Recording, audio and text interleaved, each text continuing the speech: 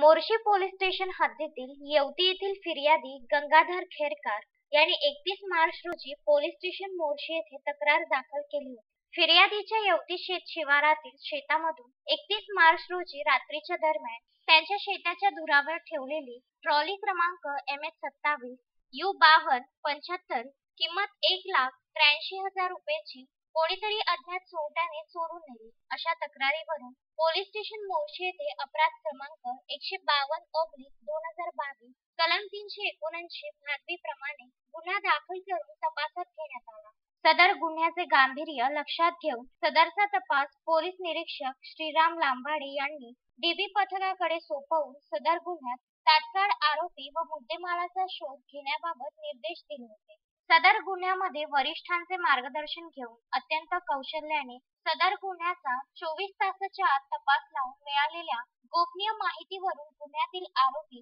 गुणवंत उमक राहणार कमळापूर तालुका मोर्शी जिल्हा अमरावती यास अटक करण्यात आली व त्यास विचारपूस केली असता त्याने त्याच्या साथीदाराच्या मदतीने सदर गुन्हा केल्याची कबुली दिल्याने त्याच्या ताब्यातून गुन्ह्यात चोरी गेलेली ट्रॅक्टरची ट्रॉली क्रमांक MH27U5275 किंमत 1,83,000 रुपयांची कमळापूर शिवारातून जप्त करण्यात आली व सदर गुन्ह्यातील ट्रॉली चोरून नेण्याकरिता वापरलेला महिंद्रा 575 सरपंच कंपनीचा ट्रॅक्टर मुंडा क्रमांक MH27TC94 किंमत 6,75,000 रुपये असा एकूण 8,68,000 रुपयांचा माल सदर आरोपीच्या ताब्यातून जप्त करण्यात आला आहे. सदरची कार्यवाही जिल्हा ग्रामीण पोलीस अधीक्षक अविनाश बारगड व अपर पोलीस अधीक्षक शशिकांत सातव, उपविभागीय पोलीस अधिकारी मोर्शी डॉक्टर निलेश पांडे यांच्या मार्गदर्शनाखाली